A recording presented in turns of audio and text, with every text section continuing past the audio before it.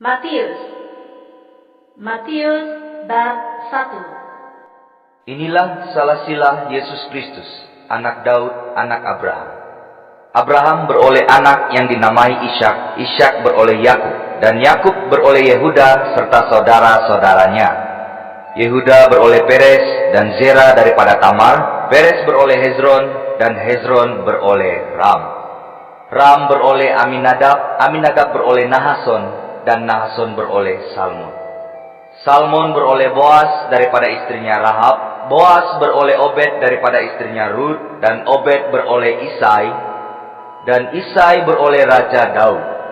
Raja Daud beroleh Salomo daripada istri kepada Uria. Salomo beroleh Rehabiam, Rehabiam beroleh Abia, dan Abia beroleh Asa. Asa beroleh Yosafat, Yosafat beroleh Yoram, dan Yoram beroleh Uzia. Uzia beroleh Yotam, Yotam beroleh Ahas, dan Ahas beroleh Hizkia. Hizkia beroleh Manasye, Manasye beroleh Amon, dan Amon beroleh Yosia. Yosia beroleh Yoyakin dan saudara-saudaranya sekitar masa mereka dibawa sebagai tawanan di Babel. Setelah dibuang ke Babel, Yoyakin beroleh Sealtiel, dan Sealtiel beroleh Zerubabel. Zerubabel beroleh Abihud, Abihud beroleh Elyakin, dan Elyakin beroleh Azur. Azur beroleh Zadok, Zadok beroleh Akim, dan Akim beroleh Eliud. Eliud beroleh Eleazar, Eleazar beroleh Matan, dan Matan beroleh Yakub. Maka Yakub beroleh Yusuf, suami Maria. Marialah yang melahirkan Yesus yang dipanggil Kristus. Dengan demikian, ada 14 keturunan dari Abraham hingga ke Daud, 14 keturunan dari Daud hingga ke masa pembuangan di Babel, dan 14 keturunan dari masa itu hingga kelahiran Kristus. Inilah kisah kelahiran Yesus Kristus. Ibunya, Maria, bertunang dengan Yusuf, tetapi sebelum perkawinan mereka dilangsungkan, ternyata Maria mengandung melalui Roh Kudus.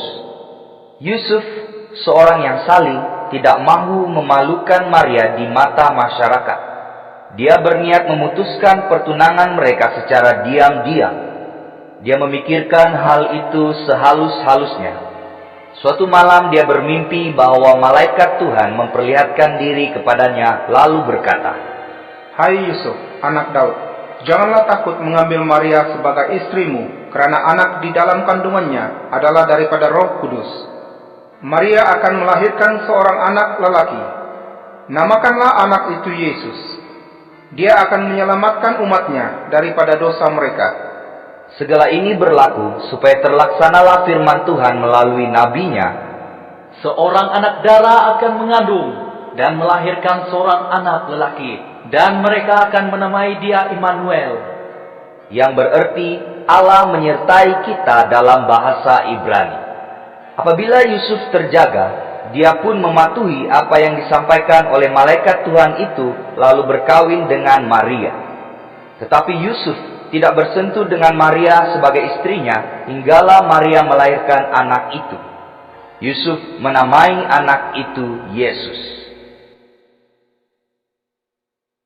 Matius bab 2. Yesus dilahirkan di Betlehem di tanah Yudea semasa pemerintahan Raja Herodes.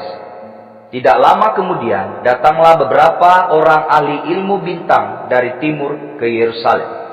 Mereka bertanya, "Di manakah anak yang baru lahir, yang akan menjadi raja orang Yahudi? Kami melihat bintangnya muncul di timur, dan kami datang hendak menyembahnya." Apabila mendengar perkara itu, Raja Herodes berasa risau. Begitu juga semua penduduk Yerusalem.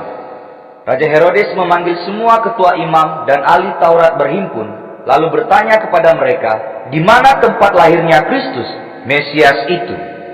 Mereka menjawab, "Di Betlehem di tanah Yudea. Hal ini tertulis oleh seorang nabi. Wahai Betlehem di tanah Yehuda, engkau bukanlah yang terkecil antara pemimpin kota utama Yehuda, karena daripadamu akan muncul seorang pemimpin yang akan memimpin umatku Israel." Setelah itu, Raja Herodes berjumpa secara rahasia dengan ahli-ahli ilmu bintang itu, dan mendapat tahu daripada mereka dengan tepat bila bintang itu terbit. Raja Herodes menyuruh ahli-ahli ilmu bintang pergi ke Betlehem dengan perintah demikian. Pergilah dan carilah anak itu sedaya upaya. Apabila kamu menjumpainya, beritahulah aku, supaya aku juga dapat pergi menyembahnya. Mereka pun pergi. Di pertengahan jalan, mereka melihat bintang yang telah muncul di timur dahulu, kini mendahului mereka dan berhenti di atas tempat anak itu. Sungguh gembira mereka apabila melihat bintang itu. Mereka masuk ke dalam rumah itu dan melihat anak itu dengan ibunya Maria. Mereka pun sujud menyembah anak itu, lalu membuka harta benda mereka dan mempersembahkan emas, dupa, dan mir kepadanya. Allah memberikan peringatan kepada mereka melalui mimpi supaya jangan kembali kepada Herodes. Oleh itu, mereka pun pulang ke negeri mereka mengikut jalan lain. Selepas itu, malaikat Tuhan memperlihatkan diri dalam mimpi kepada Yusuf lalu berkata, Herodes akan mengeluarkan perintah supaya mencari dan membunuh anak itu. Bangunlah, bawalah anak itu dan ibunya ke Mesir. Tinggallah di situ hingga aku berfirman kepadamu. Yusuf pun bangun. Pada malam itu juga dia membawa anak itu dan ibunya ke Mesir. Mereka tinggal di situ hingga kematian Raja Herodes. Maka terlaksanalah apa yang difirmankan Tuhan menerusi nabinya. Dari Mesir, ku panggil anakku. Setelah Raja Herodes sadar dirinya ditipu oleh ahli-ahli ilmu bintang dari timur itu, dia pun marah lalu mengeluarkan perintah untuk membunuh semua anak lelaki yang berusia 2 tahun ke bawah di Betlehem dan kawasan yang berdekatan. Usia itu berdasarkan maklumat yang diberikan oleh ahli-ahli ilmu bintang tentang masa bintang itu mula-mula muncul. Oleh yang demikian, terlaksanalah apa yang dikatakan oleh Nabi Yeremia. Satu suara terdengar di Rama, rintih ratap dan perkabungan. Rahel meratapi anak-anaknya, dia tidak mahu dilipur hatinya, karena mereka tiada lagi. Selepas kematian Herodes, malaikat Tuhan memperlihatkan diri dalam mimpi kepada Yusuf di Mesir. Kata malaikat itu, Bangunlah, bawalah anak itu dan ibunya ke tanah Israel, karena orang yang hendak merenggut nyawa anak itu telah mati. Yusuf pun bangun lalu membawa anak itu dan ibunya ke tanah Israel. Tetapi apabila mendengar bahwa Arkelaus telah menaiki takhta menggantikan bapaknya Herodes di Yudea, Yusuf pun takut pergi ke sana. Setelah mendapat peringatan daripada Allah dalam mimpi, dia pun pergi ke Galilea. Dia menetap di kota yang bernama Nazaret. Dengan demikian terlaksanalah apa yang dikatakan oleh para nabi. Dia akan dipanggil orang Nazaret.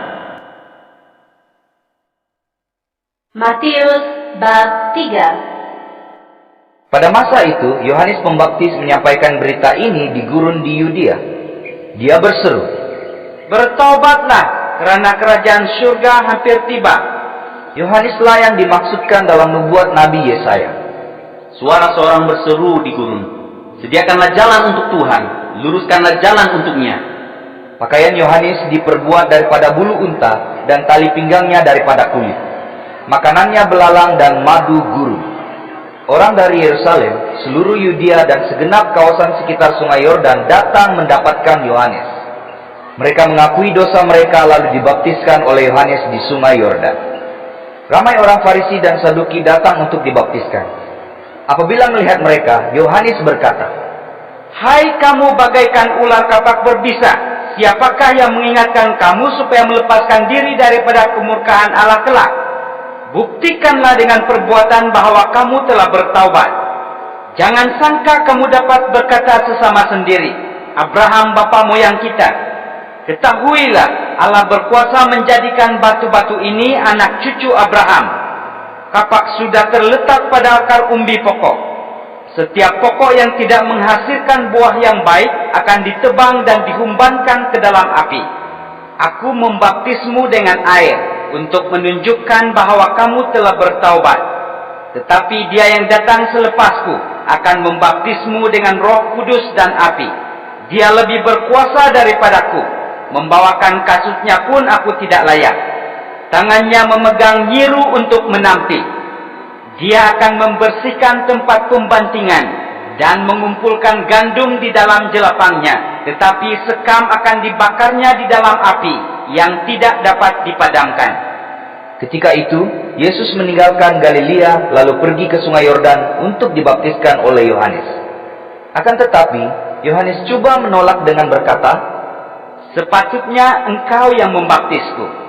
Ini engkau pula datang kepadaku."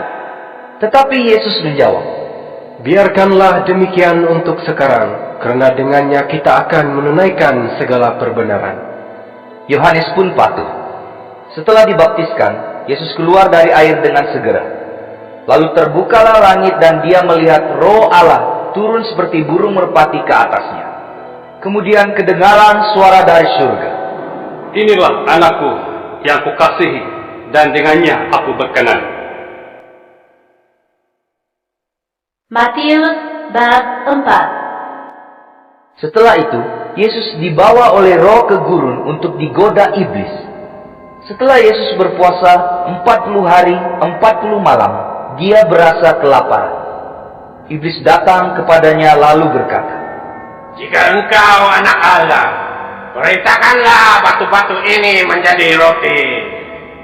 Yesus menjawab, Telah tersurat, manusia hidup bukan dengan roti sahaja, tetapi dengan setiap firman yang keluar daripada mulut Allah. Selepas itu, iblis membawa Yesus ke kota suci, lalu meletakkannya di puncak bait suci dan berkata kepadanya, "Jika engkau anak Allah, terjunlah, karena telah tersurat tentangmu, Allah akan memerintahkan malaikat-malaikatnya, dan mereka akan menantangmu, supaya kakimu tidak terhantuk batu." Yesus menjawab, Tetapi telah tersurat, janganlah engkau menduga Tuhan Allahmu. Iblis membawa pula Yesus ke atas gunung yang amat tinggi, lalu menunjukkan kepadanya semua kerajaan di dunia serta kemuliaannya. Kata iblis kepada Yesus, "Semua ini akan kuberikan kepadamu, jika engkau sujud menyembahku." Jawab Yesus, Ya, engkau iblis, telah tersurat, hendaklah engkau menyembah Tuhan Allahmu, dan kepadanya sahaja engkau beribadat. Iblis pun meninggalkan Yesus dan para malaikat datang melayaninya. Apabila mendengar bahwa Yohanes telah dipenjarakan, Yesus pun pergi ke Galilea. Dia tidak tinggal di Nazaret tetapi di Kapernaum, sebuah kota di pinggir laut Galilea, di kawasan Zebulon dan Naftali. Dengan demikian, terlaksanalah apa yang dikatakan oleh Nabi Yesaya. Tanah Zebulon, tanah Naftali, di pinggir laut, seberang sungai Yordan, Galilea, daerah bangsa-bangsa asing. Bangsa yang hidup dalam kegelapan telah melihat cahaya yang gemilang. Bagi mereka yang tinggal di negeri yang di bawah bayangan maut, cahaya telah bersinar. Yesus pun mula menyampaikan perkabarannya. Bertaubatlah, karena kerajaan surga hampir tiba. Ketika Yesus berjalan di pinggir laut Galilea, dia ternampak dua orang saudara, yaitu Simon yang juga dipanggil Petrus dan saudaranya Andreas. Mereka sedang menebarkan jala di danau kerana mereka nelayan. Yesus berkata kepada mereka, Ikutlah aku, dan aku akan menjadikan kamu penjala insan. Dengan serta-merta mereka meninggalkan jala mereka dan mengikutnya. Sejurus berjalan dari sana, Yesus ternampak dua beradik lagi, Yakobus dan Yohanes bersama bapak mereka Zebedius, sedang mengemaskan jala di dalam perahu. Yesus memanggil dua beradik itu. Seketika itu juga mereka meninggalkan perahu dan bapa mereka, lalu mengikut Yesus. Yesus menjelajah ke serata Galilea. Dia mengajar di Saumaah dan menyampaikan Injil Kerajaan Allah, serta menyembuhkan semua jenis penyakit dan kesakitan dalam kalangan mereka. Berita tentang Yesus tersebar di seluruh Syria. Maka ramailah orang yang menanggung pelbagai penyakit dan penderitaan. Orang yang dirasuk roh iblis, yang menghidap penyakit gila babi, dan yang lumpuh dibawa kepadanya dan disembuhkan olehnya. Ramai sekali orang mengikutnya, dari Galilea dan Dekapolis, bermaksud 10 kota, dari Yerusalem, dari Yudea, dan dari kawasan di seberang Yordan. Matius bab 5. Ketika Yesus melihat orang ramai itu, dia pun mendaki ke atas sebuah bukit lalu duduk. Kemudian datanglah murid-muridnya kepadanya. Dia pun mula mengajar mereka. Diberkatilah mereka yang miskin kerohanian, kerana merekalah yang empunya kerajaan syurga. Diberkatilah mereka yang bersedih, kerana mereka akan terhibur. Diberkatilah mereka yang lemah lembut, kerana mereka akan mewarisi bumi ini. Diberkatilah mereka yang lapar dan dahaga akan perbenaran, kerana mereka akan dipuaskan. Diberkatilah mereka yang berpengasihan, kerana mereka akan dikasihani juga. Diberkatilah mereka yang suci hati, kerana mereka akan melihat Allah. Diberkatilah mereka yang mendamaikan manusia, kerana mereka akan dipanggil anak-anak Allah. Diberkatilah mereka yang dianiaya demi perbenaran, kerana kerajaan syurga untuk mereka. Diberkatilah kamu apabila orang menghina, menganiaya dan memfitnahmu dengan segala yang jahat kerana-Ku. Bersukacita dan bergembiralah, kerana besar ganjaranmu di syurga. Begitu jugalah para nabi zaman dahulu dianiaya. Kamu ialah garam bumi. Jika garam menjadi tawar, tidak mungkinlah masin semula. Tidaklah berguna lagi, hanya layak dibuang dan dipijak orang. Kamu ialah cahaya dunia ini. Kota di atas bukit tidak mungkin tersembunyi. Tiada siapa memasang pelita lalu menyorokkannya di bawah pasu. Tentu dia meletakkannya di atas kaki pelita untuk menerangi seisi rumah. Biarlah cahayamu juga bersinar di hadapan orang ramai, supaya mereka melihat perbuatanmu yang baik, lalu memuji Bapamu yang di syurga. Jangan sangka aku datang untuk menghapuskan Taurat dan ajaran nabi-nabi. Aku datang bukan untuk menghapuskan, tetapi untuk menunaikan segala-galanya.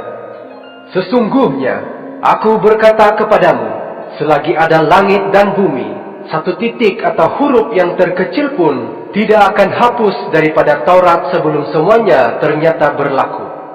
Dengan demikian, jika seorang melanggar hukum yang terkecil pun dan mengajar orang lain melanggarnya, dia akan tergolong antara mereka yang paling rendah dalam kerajaan syurga. Sebaliknya, jika seseorang mematuhi Taurat dan mengajar orang lain turut patuh, dia akan menjadi orang yang mulia dalam kerajaan syurga. Maka aku berkata kepadamu, sesungguhnya kamu tidak akan memasuki kerajaan syurga jika kesalihanmu tidak lebih daripada kesalihan ahli Taurat dan orang Farisi. Kamu telah mendengar ajaran daripada nenek moyang kita, jangan membunuh. Sesiapa yang membunuh akan dihakimi. Tetapi sekarang aku berkata kepadamu, sesiapa yang marah terhadap saudaranya akan dihakimi. Sesiapa yang mencaci saudaranya akan dibawa ke hadapan majelis agama. Dan sesiapa yang memanggil saudaranya bodoh akan dihumbankan ke dalam api neraka. Oleh itu, jika kamu sedang meletakkan persembahan kepada Allah di atas mazbah, lalu teringat bahawa saudaramu bersanggit hati denganmu, tinggalkanlah persembahanmu di depan mazbah. Berdamai dahulu dengan saudaramu, kemudian barulah buat persembahanmu. Berdamailah dengan orang yang hendak mendakwamu di mahkamah sewaktu kamu masih dalam perjalanan ke situ. Jika tidak, dia akan menyerahkanmu kepada hakim, kemudian hakim menyerahkanmu kepada pegawai, dan kamu akan dimasukkan ke dalam penjara. Sesungguhnya, aku berkata kepadamu, bahawa kamu akan meringkuk di dalam penjara hingga kamu menjelaskan semua bayaran. Kamu telah mendengar ajaran ini, jangan berzina. Tetapi sekarang aku berkata kepadamu, sesiapa yang memandang seorang wanita dengan berahi, telah berzina dengannya dalam hati. Jika mata kananmu menyebabkan kamu berdosa, cungkillah dan buangkan mata itu. Lebih baik kamu kehilangan satu bahagian tubuhmu daripada seluruh tubuhmu terhumban ke dalam neraka. Jika tangan kananmu menyebabkan kamu berdosa, potonglah dan buangkan tangan itu. Lebih baik kamu kehilangan sebelah tanganmu daripada seluruh tubuhmu masuk ke dalam neraka. Ada ajaran demikian, sesiapa menceraikan istrinya, hendaklah memberinya surat cerai. Tetapi sekarang aku berkata kepadamu, sesiapa yang menceraikan istrinya kecuali kerana zina, menyebabkan wanita tersebut berzina jika berkahwin lagi. dan sesiapa berkawin dengan wanita yang diceraikan itu, dia berzina. Kamu telah mendengar ajaran kepada nenek moyang kita. Jangan bersumpah palsu. Tunaikan sumpahmu kepada Tuhan. Tetapi sekarang aku berkata kepadamu, janganlah bersumpah demi langit, kerana langit itu takhta Allah. Jangan bersumpah demi bumi, kerana bumi ini alas kakinya. Atau demi Yerusalem, kerana itu kota Raja Agung, yaitu Allah. Demi kepalamu pun jangan, kerana kamu tidak berkuasa memutihkan atau menghitamkan rambutmu, walau sehelai. Katakan sahaja ya atau tidak, dan kotakan kata itu. Yang lebih daripada itu datang daripada si durjana. Kamu telah mendengar ajaran begini, mata diganti mata, gigi diganti gigi. Tetapi aku berkata kepadamu, janganlah membalas dendam terhadap orang yang berbuat jahat kepadamu. Malah jika seseorang menampar pipi kananmu, palinglah pipi kirimu juga terhadapnya. Jika seseorang hendak mendakwamu untuk mendapatkan bajumu, berikanlah jubahmu juga. Jika sesiapa memaksamu berjalan sebatu dengannya, pergilah 2 batu bersamanya. Jika seseorang meminta sesuatu daripadamu, berikanlah. Jika seseorang hendak meminjam sesuatu daripadamu, usahlah berpaling daripadanya. Kamu telah mendengar ajaran yang berikut, kasihilah sesama manusia dan bencilah musuhmu. Tetapi sekarang aku berkata kepadamu, kasihilah musuhmu dan doakan orang yang menganiayamu. Dengan demikian, kamu menjadi anak-anak Bapamu yang di surga. Kerana Allah menerbitkan matahari untuk orang yang jahat dan orang yang baik. Dia menurunkan hujan untuk orang yang benar dan orang yang tidak benar. Jika kamu mengasihi orang yang mengasihimu, apakah ganjaranmu? Bukankah pemungut cukai pun berbuat demikian? Jika kamu hanya beramah mesra dengan saudara-saudara selingkungan, apakah kelebihanmu daripada orang lain? Orang yang tidak mengenal Allah pun berbuat demikian. Hendaklah engkau sempurna seperti Bapamu di surga.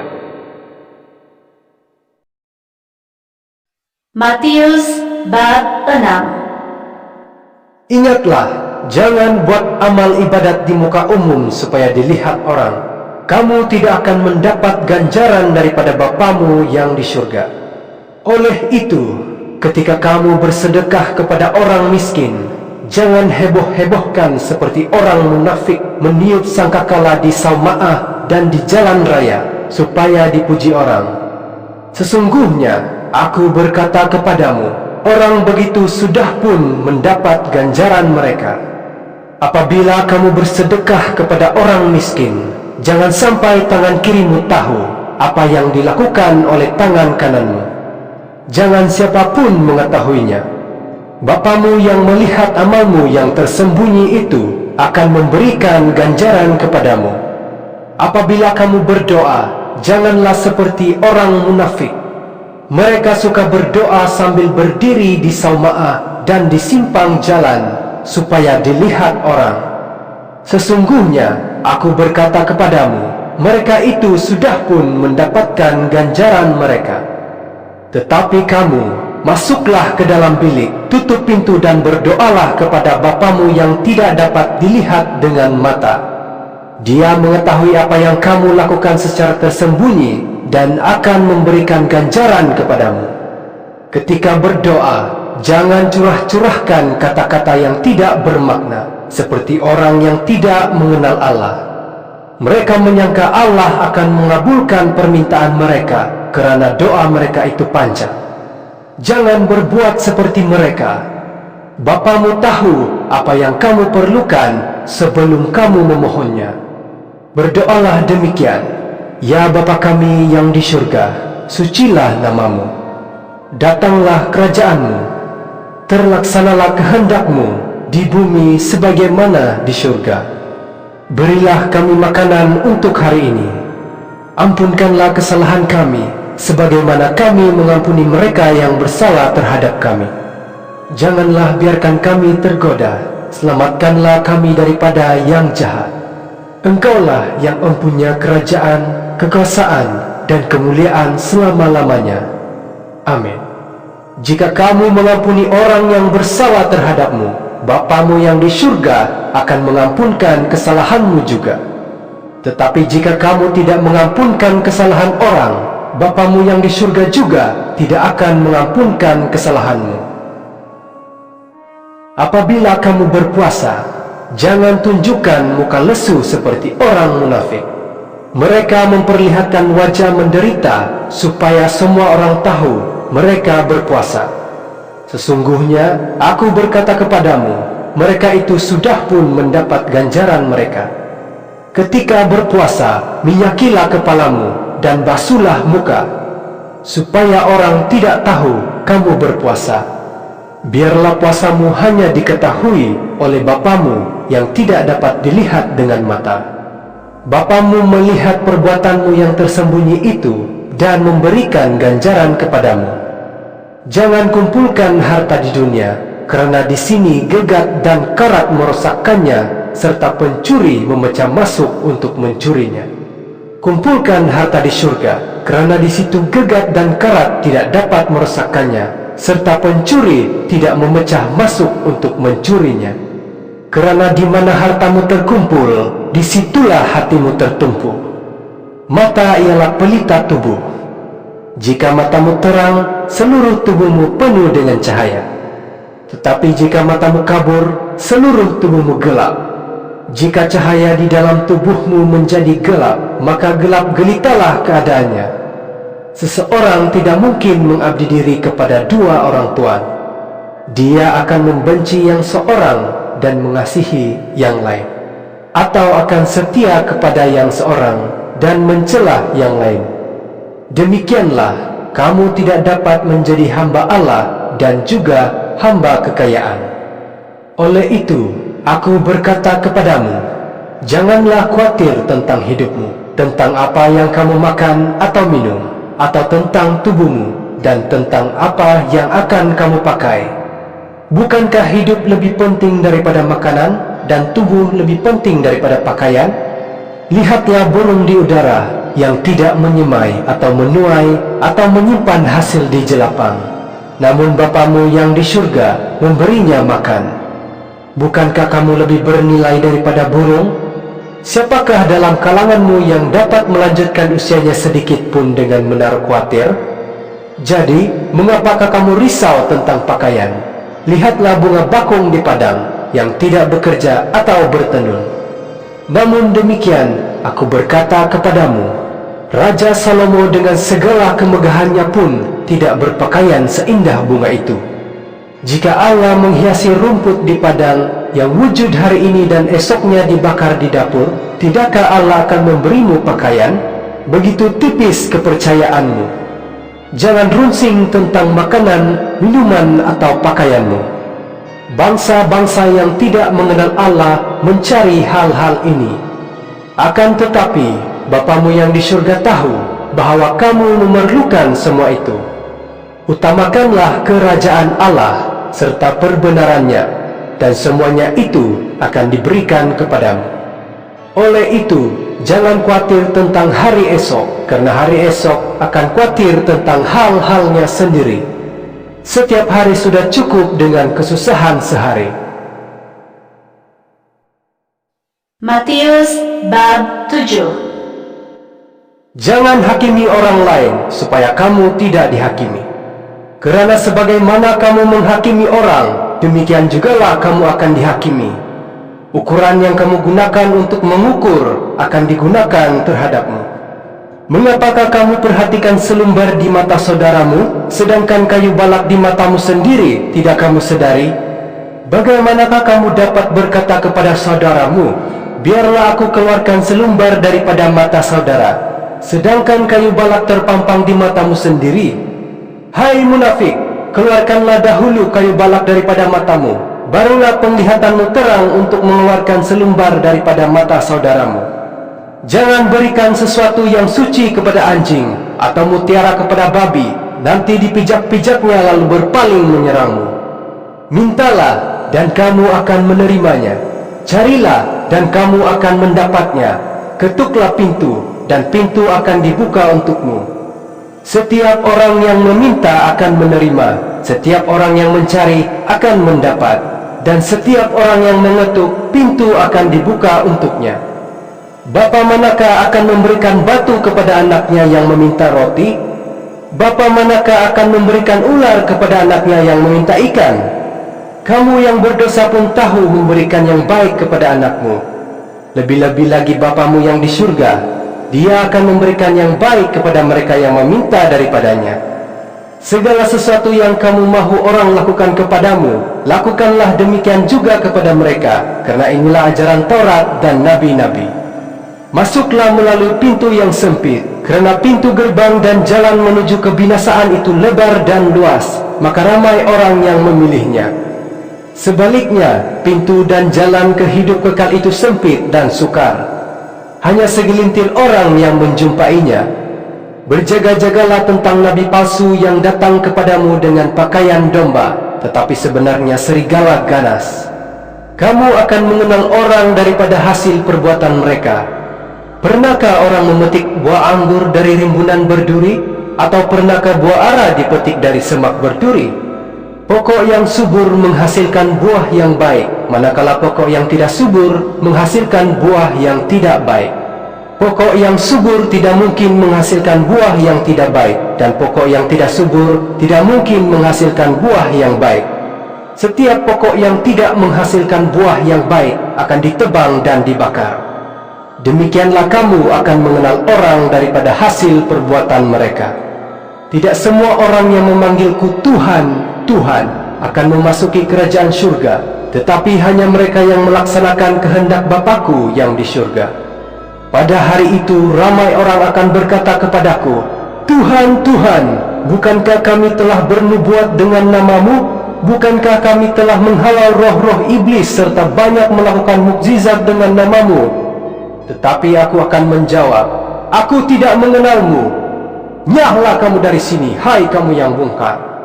Sesiapa yang mendengar dan menurut kata-kataku ini, ibarat orang bijak yang membina rumah di atas batu. Hujan mencurah, banjir melimpah dan angin kencang melanda, tetapi rumah itu tidak runtuh kerana berasaskan batu. Sesiapa yang mendengar tetapi tidak menurut kata-kataku ini, ibarat orang bodoh yang membina rumah di atas pasir. Hujan mencurah, banjir melimpah dan angin kencang melanda, lalu runtuhlah rumah itu, punah ranap. Setelah selesai Yesus menyampaikan kata-kata itu, orang ramai itu kagum dengan ajarannya, kerana Dia mengajar dengan penuh wibawa, tidak seperti ahli Taurat mereka. Matius bab 8. Yesus turun dari bukit itu dan ramai orang mengikutnya. Seorang yang mengidap penyakit kusta datang bersujud di hadapannya sambil berkata, Tuan, sekiranya Tuan mau, Tuan dapat mentahirkanku. Yesus mengulurkan tangannya dan menyentuh orang itu sambil berkata, Aku mahu, tahirlah. Pada saat itu juga penyakit kustanya hilang. Lalu Yesus berkata kepadanya, Dengarlah, jangan beritahu sesiapapun hal ini. Pergilah dan tunjukkan dirimu kepada imam. Kemudian persembahkan korban seperti yang diperintahkan oleh Musa sebagai kesaksian kepada mereka.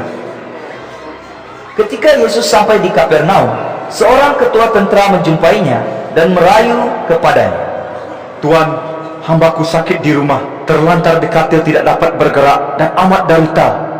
Yesus menjawab, Baiklah, aku akan pergi menyembuhkannya. Tetapi ketua tentara itu berkata, Usahlah Tuan datang ke rumahku. Aku tidak layak menyambut Tuan ke rumahku. Perintahkanlah saja, tentu hambaku akan sembuh. Aku juga di bawah perintah orang atasan, dan aku ada askar di bawah tanganku.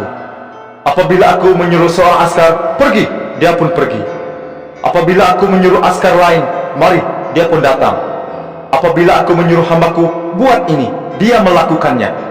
Yesus terkagum mendengarnya, lalu berkata kepada orang ramai yang mengikutnya, Sesungguhnya belum pernah kutemui orang yang demikian teguh imannya, walau di Israel pun. Ketahuilah, ramai orang akan datang dari timur dan barat, lalu duduk di meja menikmati jamuan bersama Abraham, Ishak, dan Yakub dalam kerajaan surga. Sebaliknya, anak-anak kerajaan itu akan dihumbankan ke dalam kegelapan di luar. Di sana akan terdapat ratapan dan keretakan gigi. Lalu Yesus berkata kepada ketua tentara itu, "Pulanglah, apa yang kamu percayai itu akan terjadi." Pada ketika itu juga, sembuhlah hamba ketua tentara itu. Yesus pergi ke rumah Petrus. Dia melihat ibu mertua Petrus terbaring di katil kerana demam. Apabila Yesus menyentuh tangannya, serta merta demamnya hilang. Dia pun bangun dan melayan Yesus. Setelah hari petang, ramai orang yang dirasuk roh iblis dibawa kepada Yesus. Dia menghalau roh-roh iblis itu dengan sepatah kata saja dan menyembuhkan semua yang sakit. Yesus melakukan semua itu supaya terjadilah apa yang dikatakan oleh Nabi Yesaya. Dialah yang memikul kelemahan kita dan menanggung penyakit kita. Apabila Yesus melihat orang ramai di sekelilingnya, dia pun mengeluarkan arahan supaya bertolak ke seberang tasik. Seorang ahli Taurat mendapatkan Yesus lalu berkata, Guru, aku sanggup mengikutmu kemana-mana sahaja. Yesus berkata kepadanya, Musang ada lubangnya dan burung di udara ada sarangnya, tetapi anak manusia tidak ada tempat untuk meletakkan kepalanya. Seorang murid lain berkata, Tuhan, izinkanlah aku pulang dahulu untuk menguburkan jenazah Bapakku. Tetapi Yesus menjawab, Ikutlah aku, biarlah orang mati menguburkan orang mati mereka. Yesus menaiki sebuah perahu dan diikut oleh murid-muridnya. Tiba-tiba badai melanda dan ombak mengganas, sehingga perahu dipenuhi air. Ketika itu Yesus sedang tidur. Para murid Yesus datang membangunkannya. Mereka berkata, Tuhan, selamatkan nyawa kami semua daripada maut. Yesus menjawab, Mengapakah kamu takut? Begitu tipis kepercayaanmu kepadaku. Dia pun bangun menegur angin dan ombak itu. Serta merta semuanya tenang sekali. Para murid Yesus tercengang lalu berkata, Angin dan ombak pun mengikut perintahnya. Siapakah orangnya ini? Setelah tiba di seberang, di daerah Gadara, Yesus didekati oleh dua orang yang dirasuk roh iblis. Mereka keluar dari gua kubur. Kedua-duanya begitu ganas sehingga orang tidak berani lalu di situ. Apabila mereka melihat Yesus, mereka berseru, Apa urusanmu dengan kami, ya anak Allah? Adakah engkau hendak menghukum kami sebelum sampai masanya? Ada sekawan babi sedang makan agak jauh dari situ. Roh-roh iblis itu merayu kepada Yesus, Jika engkau hendak menyuruh kami keluar, suruhlah kami masuk ke dalam tubuh babi sekawan itu. Dan Yesus memerintah roh-roh itu, Pergilah. Maka roh-roh itu pun keluar lalu memasuki babi-babi itu. Seluruh kawanan babi itu pun lari ke pinggir jurang laut, lalu terjun dan mati lemas. Penjaga-penjaga babi itu lari ke bandar, lalu menceritakan hal itu serta apa yang telah terjadi kepada kedua-dua orang yang dirasuk roh iblis itu. Seluruh penduduk bandar itu pun datang berjumpa dengan Yesus dan memohonnya pergi dari daerah itu. Matius bab 9. Yesus menaiki sebuah perahu lalu ke seberang dan sampai di bandar tempat dia tinggal. Beberapa orang membawa kepadanya seorang lumpuh yang terbaring di atas tikar. Ketika Yesus melihat iman mereka, dia berkata kepada orang lumpuh itu, Tegakkanlah hatimu, anakku, dosamu telah diampunkan. Sebilangan ahli Taurat di situ berpikir dalam hati, Orang ini mengkufuri Allah. Yesus tahu apa yang dipikirkan oleh mereka itu, lalu dia berkata, Mengapa kamu pikirkan perkara sejahat itu dalam hatimu? Manakah yang lebih mudah dikatakan, dosamu telah diampunkan, atau bangun dan berjalan? Aku akan membuktikan kepadamu bahwa di bumi ini anak manusia berkuasa mengampunkan dosa. Kemudian Yesus berkata kepada orang lumpuh itu, Bangun, angkat tikarmu dan pulanglah. Orang lumpuh itu pun bangun lalu pulang ke rumahnya. Melihat kejadian itu, orang di situ ketakutan dan memuji Allah yang memberikan kuasa yang sedemikian besarnya kepada manusia. Yesus meninggalkan tempat itu. Ketika Yesus berjalan di situ, dia terpandang seorang pemungut cukai bernama Matius sedang duduk di tempat memungut cukai. Yesus berkata, "Ikutlah aku." lalu Matius berdiri dan mengikutnya. Ketika Yesus sedang makan di rumah Matius, ramai pemungut cukai dan orang berdosa makan bersama Yesus dan murid-muridnya. Orang Farisi yang melihat perkara itu bertanya kepada murid-murid Yesus, "Mengapa gurumu makan bersama pemungut cukai dan orang berdosa?" Yesus terdengar pertanyaan itu, lalu menjawab, "Orang sakitlah yang memerlukan tabib, bukannya orang sehat. Kajilah erti ayat ini. Aku menghendaki belas kasihan, bukan korban sembelihan. Itulah maka aku datang bukan untuk memanggil orang benar, tetapi orang berdosa." Selepas itu, para murid Yohanes Pembaptis mendapatkan Yesus lalu bertanya, "Mengapakah kami dan orang Farisi berpuasa, tetapi murid-muridmu tidak?" Yesus menjawab, Patutkah tetamu dalam jamuan perkawinan bersedih semasa pengantin lelaki masih bersama mereka? Tetapi akan tiba saatnya pengantin lelaki itu diambil daripada mereka. Pada masa itulah mereka berpuasa. Tiada siapa akan menampal pakaian lama dengan percakain baru, kerana tampalan itu akan mengecut dan semakin koyaklah pakaian. Begitu juga tiada siapa menuangkan air anggur yang baru ke dalam kirbat kulit yang lama. Kalau dilakukan, kirbat itu akan pecah, air anggur itu akan terbuang, dan kirbat itu pun rosak. Air anggur yang baru mesti dituangkan ke dalam kirbat kulit yang baru, dan kedua-duanya selamat. Sedang Yesus berkata-kata hal-hal ini kepada mereka, seorang ketua Saumaah bersujud di hadapannya lalu berkata, "Anak perempuanku baru meninggal dunia. Datanglah, letakkan tanganmu di atasnya supaya dia hidup kembali." Yesus pun bangun lalu pergi bersamanya, diiringi oleh murid-muridnya. Ketika itu, ada seorang wanita yang telah mengidap penyakit pendarahan selama 12 tahun. Dia mendekati Yesus dari belakang, lalu menyentuh ujung jubahnya. Fikir wanita itu dalam hatinya, Apabila aku sentuh jubahnya, tentu aku akan sembuh. Yesus menoleh dan melihatnya, lalu berkata kepadanya, Tegapkanlah hatimu, anakku. Imanmu telah menyembuhkanmu. Seketika itu, wanita itu sembuh. Apabila Yesus sampai di rumah ketua itu, dia nampak para pemain seruling dan semua orang di situ kelam kabut. Dia berkata, "Keluarlah kamu semua. Anak ini bukan mati, cuma tidur." Mereka mentertawakan Yesus. Tetapi setelah mereka keluar, Yesus masuk ke bilik anak perempuan itu dan memegang tangannya, lalu anak itu bangun. Kabar ini tersebar ke seluruh daerah itu. Ketika Yesus meninggalkan tempat itu, 2 orang buta mengikutnya sambil berseru, "Wahai anak Daud, kasihanilah kami."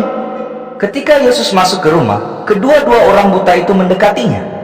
Yesus bertanya, "Percayakah kamu bahwa aku dapat menyembuhkanmu?" "Percaya, Tuhan." jawab mereka. Yesus pun menyentuh mata mereka sambil berkata, "Kerana imanmu, terjadilah seperti apa yang kamu inginkan." Pada ketika itu juga mereka menjadi celik. Yesus mengingatkan mereka, "Jangan ceritakan hal ini kepada siapapun."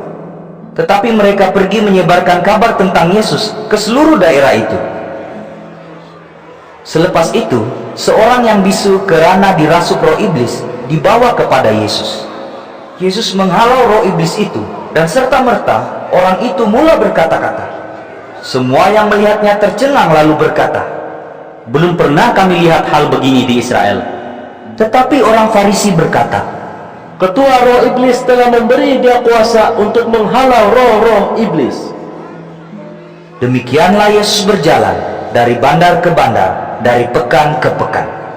Dia mengajar di Saumaah dan menyampaikan Injil tentang kerajaan Allah, serta menyembuhkan semua penyakit dan kesakitan. Apabila Yesus melihat orang yang ramai itu, dia berbelas kasih terhadap mereka, karena mereka bimbang dan tidak berdaya, ibarat sekawan domba tanpa gembala. Kata Yesus kepada murid-muridnya, "Tuaian banyak sekali, tetapi penuai hanya segelintir. Berdoalah dengan bersungguh-sungguh kepada Tuhan yang empunya tuaian itu, supaya menghantar pekerja untuk menuai." Matius bab 10. Yesus memanggil 12 orang muridnya, lalu memberi mereka kuasa untuk menghalau roh-roh jahat dan menyembuhkan pelbagai penyakit dan kesakitan. Nama 12 orang itu ialah Simon yang dipanggil Petrus dan saudaranya Andreas, Yakobus dan saudaranya Yohanes, yaitu anak-anak Zebedius, Filipus dan Bartolomius, Thomas dan Matius yang dahulunya pemungut cukai, Yakobus anak Alfius dan Tadius, Simon orang Patriot dan Yudas Iskariot yang mengkhianati dia. Yesus mengutus 12 orang murid itu dengan petunjuk demikian. Janganlah pergi ke daerah bangsa-bangsa asing atau ke kota orang Samaria. Pergilah kepada domba-domba hilang antara keturunan kaum Israel. Pergilah dan kabarkanlah bahwa kerajaan surga sudah dekat. Sembuhkanlah orang yang sakit, hidupkan orang yang mati, ubati orang yang berpenyakit kusta, dan halaukan roh-roh iblis. Sebagaimana pemberian dilimpahkan kepadamu, limpahkanlah pemberian. Janganlah bawa uang emas, perak maupun tembaga dalam tali pinggangmu. Jangan bawa beg atau 2 helai baju atau kasut atau tongkat dalam perjalananmu, karena seorang pekerja layak menerima makanannya. Apabila kamu sampai di suatu bandar atau pekan, carilah seorang yang rela menyambutmu. Menetaplah di rumahnya hingga kamu beredar dari tempat itu. Ketika kamu masuk ke rumah itu, berilah salam. Jika penghuni di rumah itu layak, biarlah salam sejahteramu merestui mereka. Jika tidak, biarlah salammu itu kembali kepadamu. Sekiranya sesuatu rumah atau bandar enggan menyambutmu atau mendengar kata-katamu, tinggalkanlah tempat itu dan kebaskanlah debu daripada tapak kakimu. Sesungguhnya, aku berkata kepadamu, pada hari penghakiman itu, hukuman atas Sodom dan Gomora lebih ringan daripada atas bandar itu. Dengarlah, aku mengutus kamu seperti domba ke tengah-tengah serigala. Hendaklah kamu bijak seperti ular dan tulus seperti merpati. Berhati-hatilah, kerana kamu akan ditangkap lalu diseret ke mahkamah dan akan disebat di saumaah mereka. Keranaku, kamu akan dibawa ke hadapan pemerintah dan raja sebagai saksi kepada mereka dan kepada bangsa yang tidak mengenal Allah. Ketika mereka menangkapmu, janganlah khawatir tentang apa yang harus kamu katakan atau bagaimana kamu harus mengatakannya. Kamu akan diberitahu apa yang harus kamu katakan pada waktu itu. Bukanlah kamu yang bertutur, tetapi roh Bapamu yang bertutur melaluimu. Saudara akan berlaku khianat terhadap saudara, bapa terhadap anak, dan anak terhadap ibu bapa, lalu menyerahkan mereka untuk dibunuh. Kamu akan dibenci oleh semua orang kerana namaku, tetapi sesiapa yang bertahan hingga ke akhir akan diselamatkan. Apabila kamu dianiaya di sesuatu bandar, larilah ke bandar lain. Sesungguhnya aku berkata kepadamu, Anak Manusia akan datang semula sebelum kamu sempat menyelesaikan kunjungan di semua bandar di tanah Israel. Tiada murid yang melebihi gurunya, tiada hamba yang melebihi tuannya. Murid haruslah berpuas hati menjadi seperti gurunya, hamba haruslah berpuas hati menjadi seperti tuannya. Jika ketua keluarga dipanggil Beelzebul, betapa lagi ahli-ahli keluarganya. Jangan takut akan manusia. Yang tersembunyi akan dinyatakan, yang dirahasiakan akan didedahkan.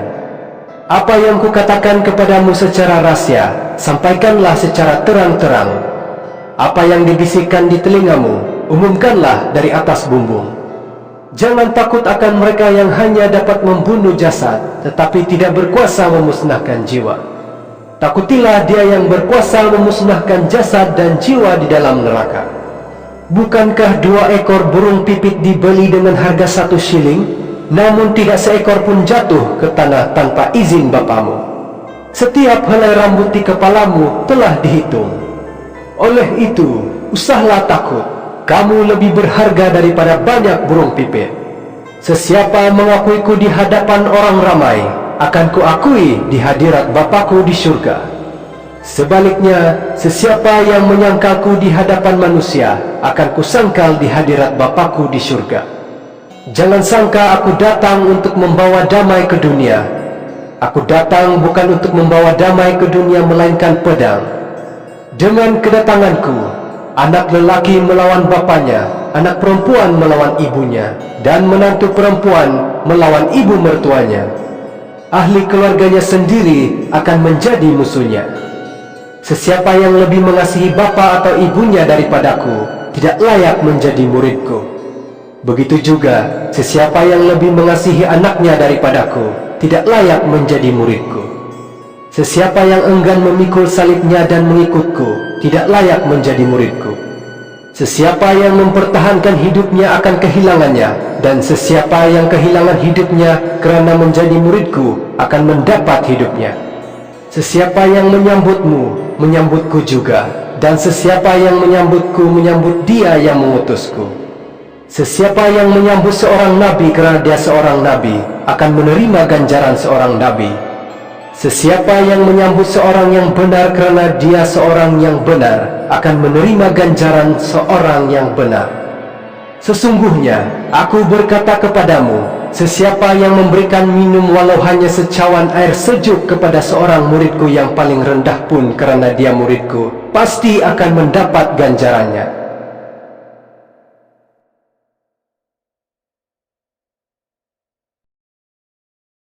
Matius bab 11. Setelah Yesus memberikan petunjuk kepada 12 orang muridnya itu, dia meninggalkan tempat itu, lalu pergi mengajar dan menyampaikan perkabaran daripada Allah di bandar-bandar berhampiran. Yohanes yang meringkuk di penjara mendengar tentang apa yang dilakukan oleh Kristus. Yohanes pun menyuruh beberapa orang muridnya untuk bertanya kepada Yesus. Mereka bertanya, Adakah Tuhan ini orang yang akan datang itu? Atau perlukah kami menunggu seorang yang lain? Yesus menjawab mereka, Pulanglah, beritahu Yohanes apa yang kamu dengar dan lihat. Orang buta melihat, orang lumpuh berjalan, orang kusta ditahirkan, orang tuli mendengar, orang mati dihidupkan semula, dan perkabaran baik disampaikan kepada orang miskin. Diberkatilah orang yang tidak berpaling daripada aku. Ketika murid-murid Yohanes beredar dari situ, Yesus mula berkata kepada orang ramai tentang Yohanes. Apabila kamu mendapatkan Yohanes di gurun, apakah yang ingin kamu lihat? Sehelai rumput mensiang yang ditiup angin?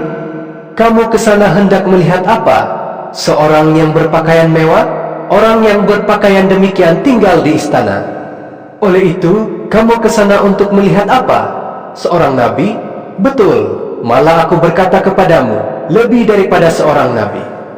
Tentang orang itulah telah tersurat dalam kitab suci, Aku akan menghantar utusanku untuk mendahuluimu. Dialah yang akan menyediakan jalan bagimu. Sesungguhnya, aku berkata kepadamu, di antara mereka yang dilahirkan oleh perempuan, belum pernah muncul seorang pun yang lebih besar daripada Yohanes Pembaptis. Namun begitu, orang yang terkecil dalam kerajaan surga lebih besar daripadanya. Sejak kedatangan Yohanes Pembaptis hinggalah ke hari ini, kerajaan surga telah diserang oleh orang yang ingin menguasainya melalui kekerasan dan keganasan, dan orang yang ganas berusaha menguasainya dengan kekerasan. Kerana semua nabi termasuk Musa dengan Taurat bernubuat hingga datangnya Yohanes. Sekiranya kamu mahu percaya akan perkabaran mereka, Yohanes itulah Elia yang telah dinubuatkan kedatangannya. Sesiapa yang bertelinga, dengarlah. Dengan apakah dapat kubandingkan manusia zaman ini?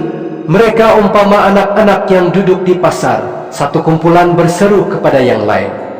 Kami memainkan seruling untukmu, tetapi kamu enggan menari. Kami menyanyi lagu ratap, tetapi kamu enggan menangis. Ketika Yohanes datang, dia berpuasa dan tidak minum air anggur. Lalu semua orang berkata, dia dirasuk roh iblis. Ketika Anak Manusia datang, dia makan dan minum. Lalu semua orang berkata, lihatlah dia ini, pelahap, pemabuk, kawan kepada pemungut cukai dan orang berdosa. Namun demikian, kebijaksanaan terbukti benar dengan perbuatannya. Yesus mengecam bandar-bandar tempat dia paling banyak melakukan mukjizat, kerana penduduknya enggan bertaubat. Malangnya kamu hai Korazin, malangnya kamu hai Betsaida. Sekiranya mukjizat-mukjizat yang dilakukan dalam kalanganmu dilakukan di Tirus dan Sidon, tentu sudah lama orang di situ bertaubat dengan memakai baju kabung dan membubuh abu di kepala. Akan tetapi, pada hari penghakiman itu, hukuman atas Tirus dan Sidon lebih ringan daripada atas kamu. Kamu juga, hai Kapernaum, akankah dirimu ditinggikan sampai ke langit? Tidak, kamu akan dihumbankan ke neraka. Kalaulah mukjizat-mukjizat yang dilakukan dalam kalanganmu itu dilakukan di Sodom, tentu Sodom masih ada hingga kini. Aku berkata kepadamu, pada hari penghakiman itu, hukuman atas Sodom lebih ringan daripada atas kamu. Selepas itu, Yesus berucap, Ya Bapa, Tuhan langit dan bumi, aku bersyukur kepadamu, karena apa yang kau rahasiakan daripada cerdik pandai, kau tunjukkan kepada kanak-kanak kecil. Ya Bapa, memang inilah yang engkau berkenan. Bapakku telah menyerahkan segala-galanya kepadaku. Tiada yang mengenal anak kecuali Bapa, dan tiada yang mengenal Bapa kecuali anak, serta orang yang terpilih anak untuk menyatakan Bapa. Marilah ke sisiku, wahai semua yang jerih lelah dan memikul beban berat, aku akan memberimu kelegaan. Ambillah kuk daripadaku, dan terimalah ajaranku, karena aku ini lemah lembut dan rendah hati, maka jiwamu akan tenang. Sebab kuku serba mudah, dan bebanku pun ringan. Matius bab 12. pada suatu hari Sabat, Yesus berjalan melalui ladang gandum. Para muridnya lapar, lalu memetik bulir gandum dan memakannya. Apabila orang Farisi melihat perkara ini, mereka berkata kepada Yesus, Lihatlah, muridmu melakukan sesuatu yang dilarang pada hari Sabat. Yesus menjawab, Tidakkah kamu membaca apa yang dilakukan oleh Daud apabila dia dan mereka yang ada bersamanya berasa lapar? Daud masuk ke dalam rumah Allah, lalu dia dan mereka yang ada bersamanya makan roti persembahan, meskipun perbuatan itu dilarang karena hanya imam dibenarkan makan roti itu. Tidakkah kamu baca dalam Taurat Musa, betapa setiap hari Sabat, imam di bait suci melanggar hukum hari Sabat? Namun demikian, mereka tidak disalahkan. Aku berkata kepadamu, di sini ada yang lebih besar daripada bait suci. Ada tersurat, aku menghendaki belas kasihan, bukan korban sembelihan. Jika kamu benar-benar memahami ayat itu, tentulah tidak kamu salahkan orang yang tidak bersalah. Kerana anak manusia ialah Tuhan atas hari Sabat. Yesus beredar dari situ, lalu masuk ke sebuah saumaah mereka. Di situ ada seorang yang lumpuh sebelah tangannya. Beberapa orang coba mencari alasan untuk menuduh Yesus. Mereka bertanya kepadanya, Tidakkah menyembuhkan orang pada hari Sabat melanggar hukum? Yesus menjawab, Apakah yang akan kamu lakukan jika seorang daripadamu mempunyai seekor domba, dan pada hari Sabat domba itu terjatuh ke dalam lubang? Tentulah kamu berusaha untuk menariknya keluar. Betapa lebih berharganya manusia daripada domba. Oleh itu, berbuat baik pada hari Sabat tidak melanggar hukum.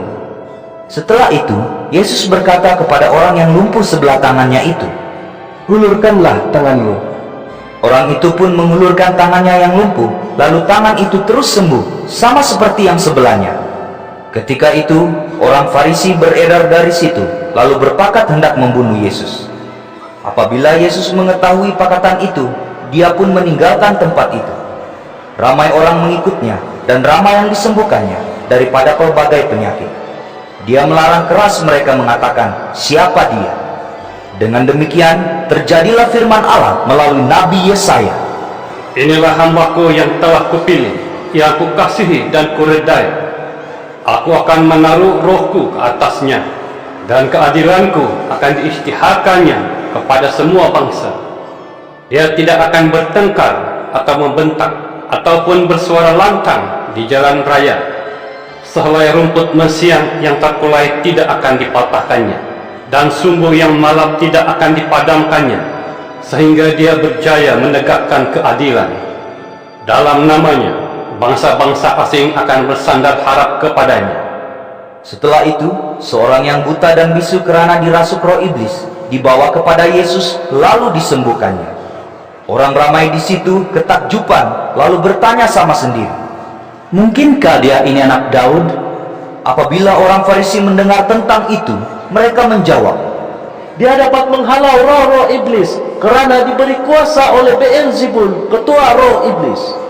Yesus mengetahui isi hati mereka lalu berkata, Kerajaan yang berpecah belah akan hancur lebur, dan kota atau keluarga yang berpecah belah tidak dapat bertahan.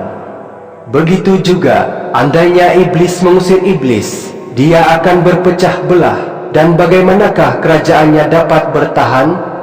Tetapi jika aku menghalau roh-roh iblis dengan kuasa Beelzebul, maka dengan kuasa siapakah pula pengikut-pengikutmu menghalau roh-roh iblis? Oleh itu, merekalah yang akan menjadi hakimmu. Tetapi, jika aku menghalau roh-roh iblis dengan roh Allah, maka sesungguhnya kerajaan Allah sudah bertapak dalam kalanganmu. Atau bagaimanakah orang dapat memasuki rumah seorang yang gagah dan merampas harta bendanya, kecuali orang gagah itu dapat diikat dahulu? Selepas itu, barulah dia dapat merompak rumahnya. Orang yang tidak berpihak kepadaku menentangku, dan orang yang tidak mengumpulkan bersamaku mencerai-beraikan. Ketahuilah, orang yang berbuat dosa dan mengucapkan kata-kata kufur akan diampuni, tetapi mereka yang mengkufuri Roh Kudus tidak akan diampuni. Orang yang menentang anak manusia dengan kata-katanya dapat diampuni, tetapi mereka yang menghina Roh Kudus tidak dapat diampuni, baik di dunia maupun di akhirat. Jika kamu ingin mendapat buah yang baik, kamu harus mempunyai pokok yang baik. Jika pokok tidak baik, buahnya pun tidak baik. Baik tidaknya pokok diketahui daripada buahnya.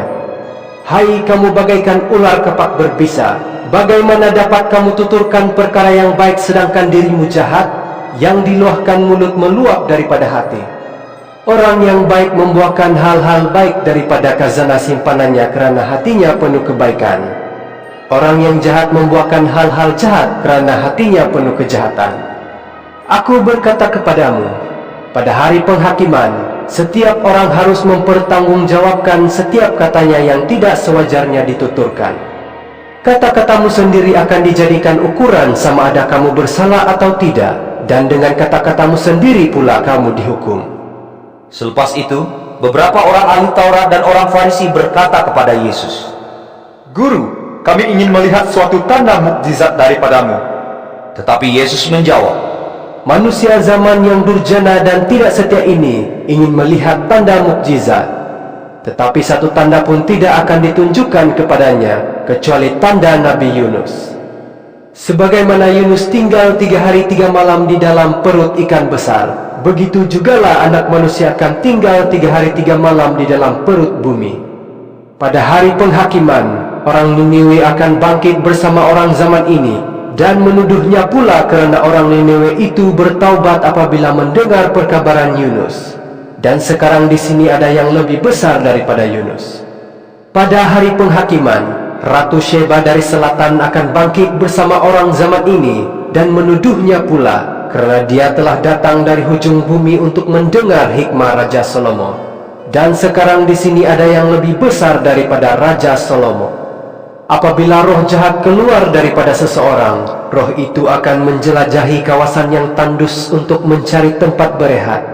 Sekiranya tempat itu tidak ditemukannya, roh itu akan berkata, Aku akan pulang ke rumah yang telah kutinggalkan. Roh itu pun pulang dan mendapati rumah itu kosong, bersih dan kemas. Roh itu lalu pergi memanggil 7 roh lain yang lebih durjana daripadanya.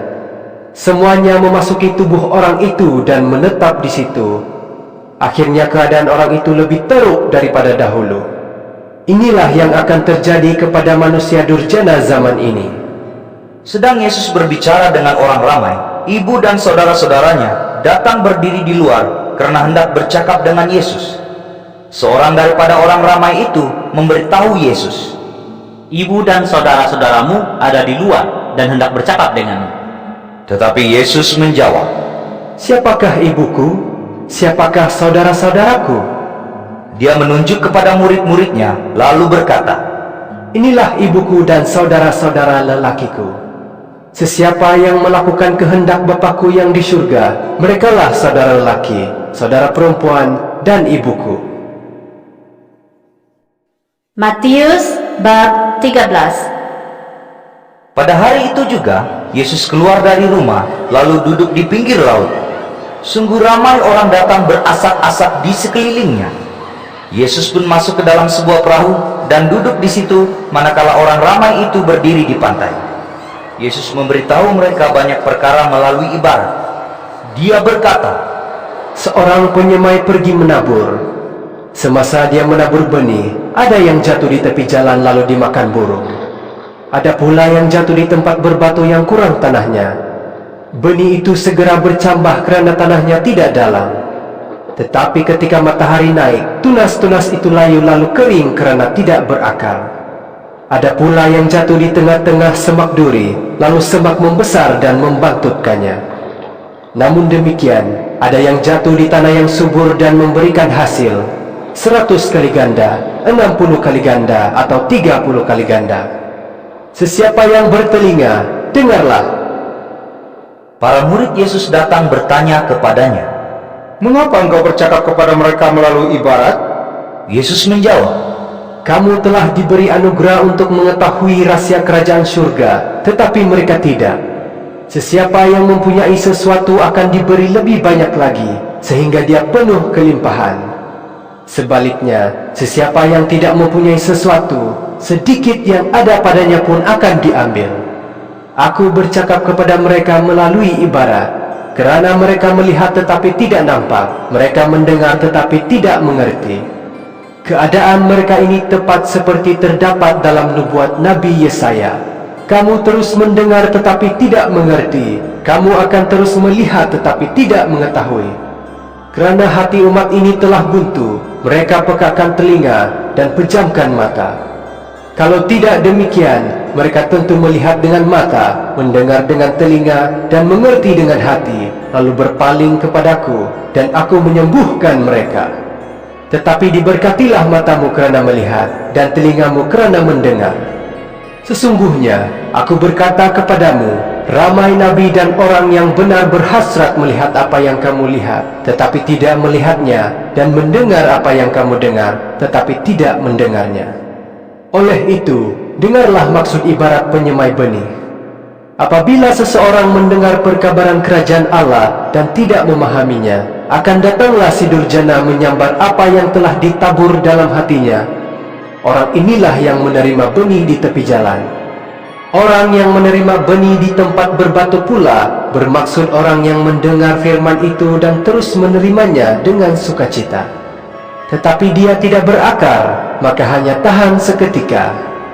Sebaik-baik dia menanggung kesusahan atau penganiayaan karena firman itu, imannya pun segera luntur. Orang yang menerima benih di semak duri ialah orang yang mendengar firman itu, tetapi kerunsingan tentang hal-hal dunia dan tarikan palsu harta kekayaan membantutkan firman itu sehingga tidak berbuah. Tetapi orang yang menerima benih di tanah subur ialah orang yang mendengar firman itu dan memahaminya, lalu menghasilkan 100 kali, 60 kali, bahkan 30 kali ganda. Yesus menceritakan satu ibarat lagi. Kerajaan surga ibarat orang menabur benih yang baik di ladangnya. Pada waktu malam apabila semua orang sedang tidur, musuhnya datang menanam lalang di antara gandum itu. Setelah gandum itu membesar, lalang pun tumbuh juga. Hamba peladang berkata, Tuan menabur benih yang baik, dari mana pula datangnya lalang itu? Jawab peladang itu, ini perbuatan musuh. Hamba itu bertanya, adakah Tuan hendak kami mencabut lalang itu? Tidak, jawab peladang itu. Takut tercabut gandum juga sewaktu kamu mencabut lalang itu. Biarkanlah lalang tumbuh di antara gandum hingga sampai musim menuai. Ketika itu aku akan menyuruh orang yang menuai nanti mencabut lalang dahulu, menyikat dan membakarnya. Selepas itu, barulah gandum dituai dan disimpan di dalam jelapang. Seterusnya, Yesus mengisahkan ibarat demikian. Kerajaan surga seperti sebutir biji sesawi yang dibawa oleh seseorang untuk ditabur di ladangnya. Biji sesawi itu paling kecil antara semua benih, tetapi apabila tumbuh, menjadi tumbuhan yang lebih besar daripada semua tumbuhan lain, sehingga menjadi sebatang pokok tempat burung di udara membuat sarang pada cabangnya. Kemudian Yesus menceritakan suatu ibarat lagi. Kerajaan surga seumpama ragi yang diambil seorang wanita dan dicampurkan dengan 3 sukat tepung sehingga adonan itu naik. Demikianlah Yesus mengajar orang ramai melalui ibarat.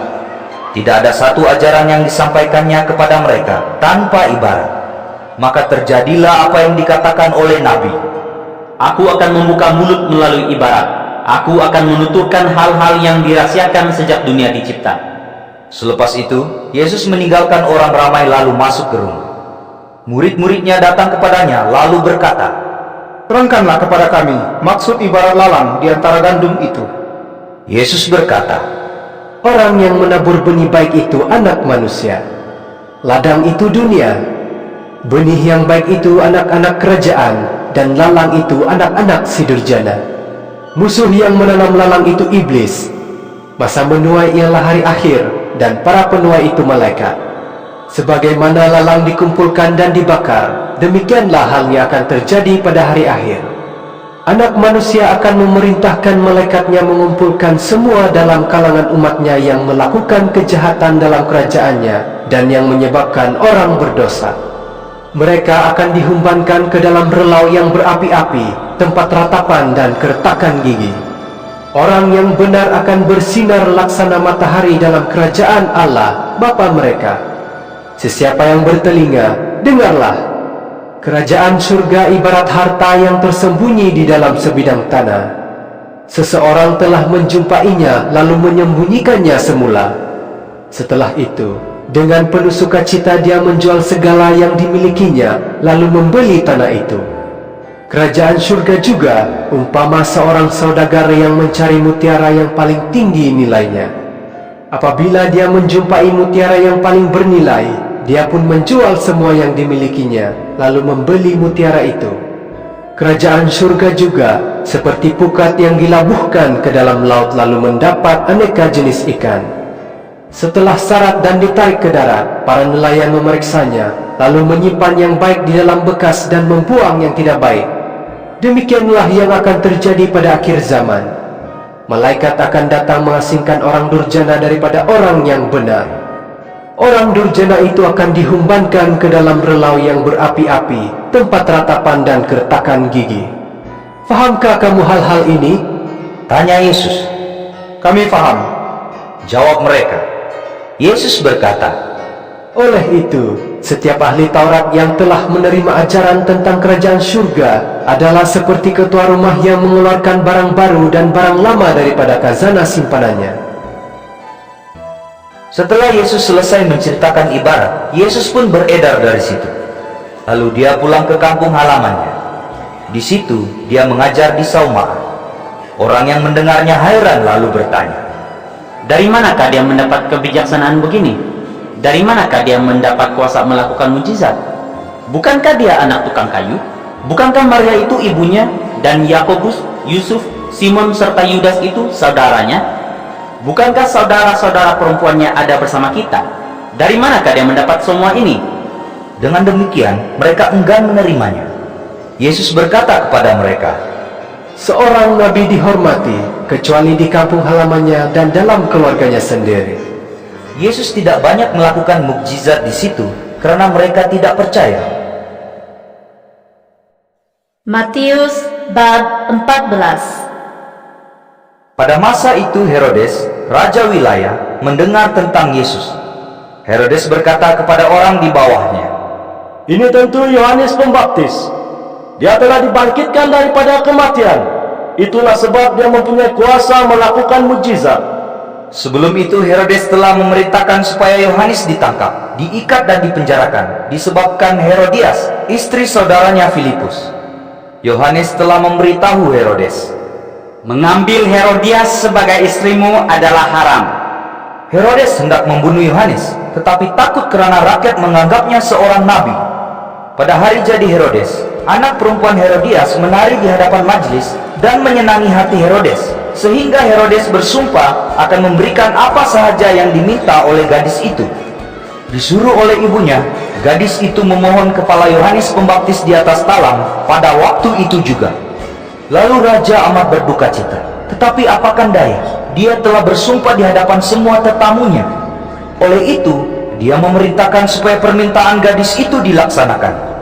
Herodes pun memerintahkan orang pergi memancung kepala Yohanes di penjara. Kepala Yohanes diletakkan di atas talam dan diberikan kepada gadis itu.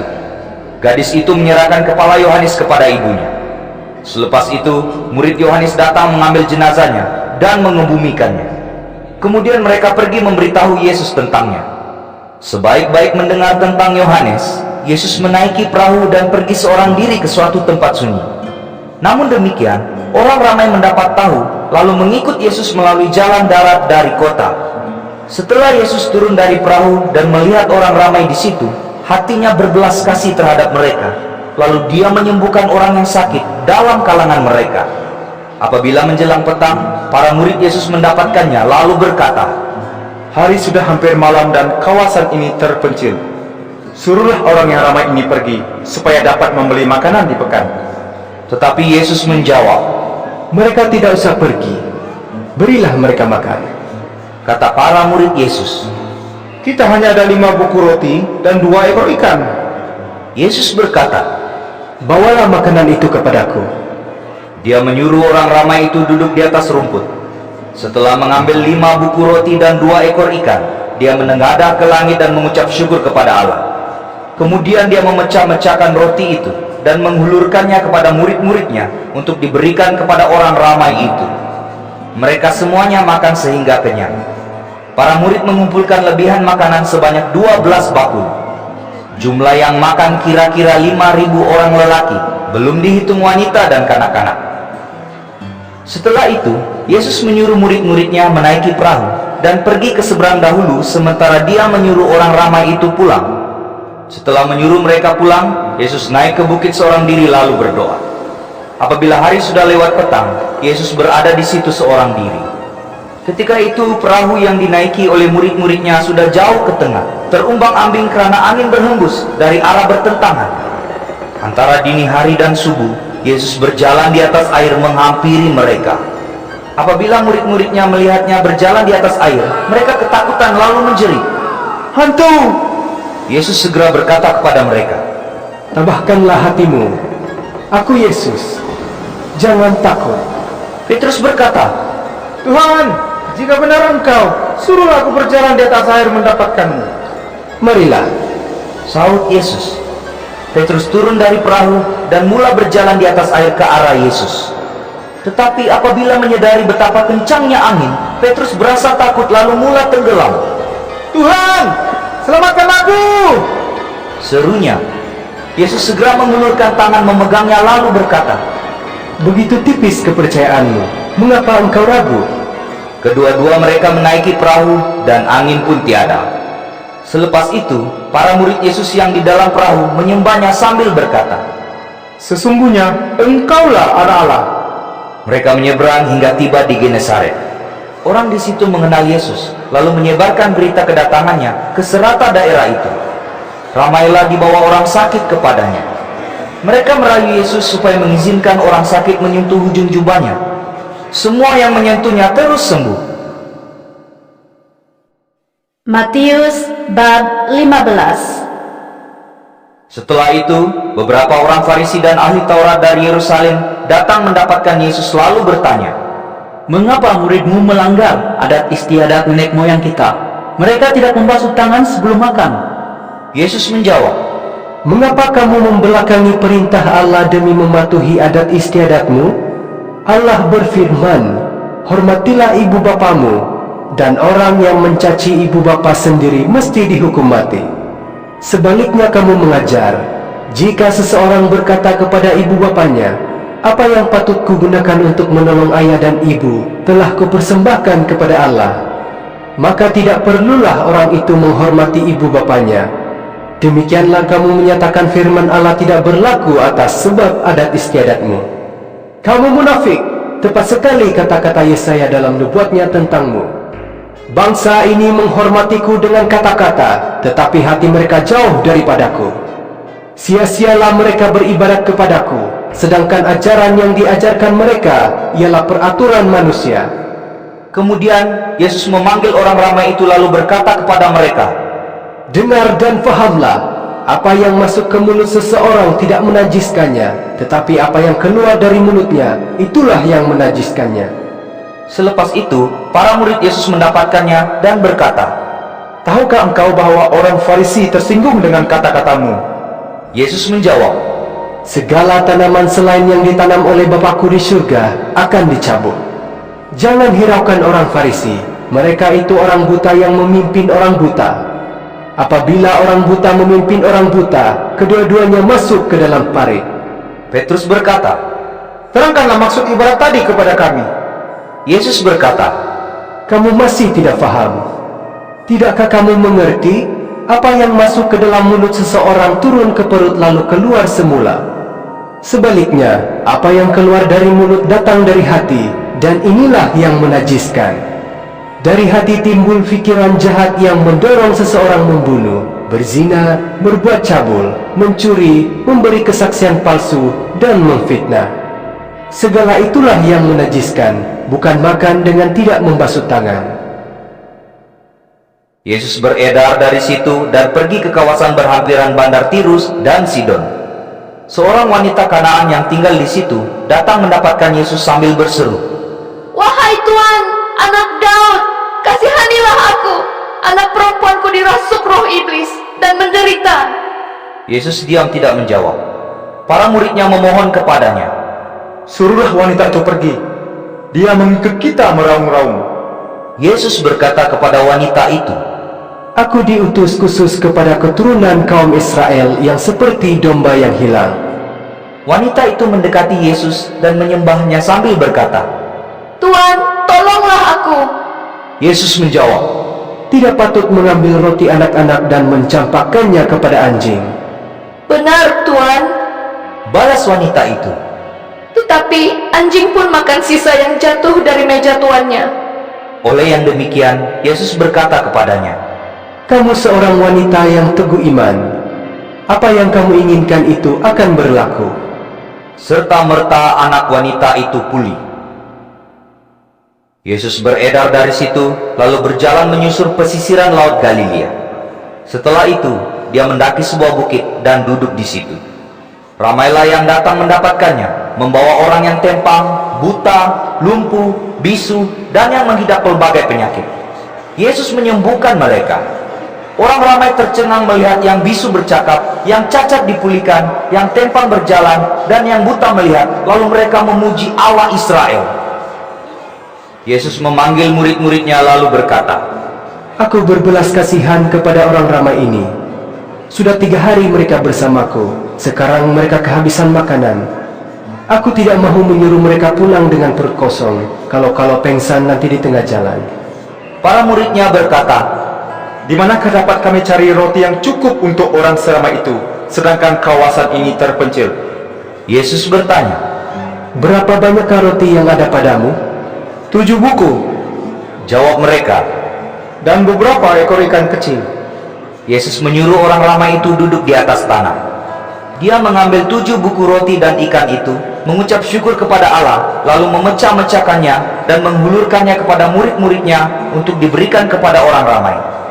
Kesemua orang pun makan sehingga kenyang. Sisa lebihan makanan yang dikumpulkan sebanyak 7 bakul penuh. Jumlah yang makan 4.000 orang lelaki, belum dikira wanita dan kanak-kanak. Setelah itu, Yesus menyuruh orang ramai itu pulang, lalu dia menaiki perahu dan pergi ke kawasan Magadan.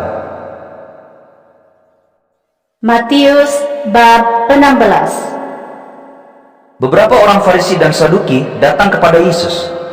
Untuk menduga Yesus, mereka memintanya menunjukkan suatu tanda dari surga. Yesus menjawab, Ketika matahari masuk, kamu berkata, Cuaca baik kerana langit merah. Pada waktu pagi, kamu berkata, Cuaca buruk nanti kerana langit merah mengancam. Munafik, kamu dapat meramalkan cuaca dengan melihat tanda-tanda di langit, tetapi kamu tidak dapat memahami tanda-tanda zaman ini.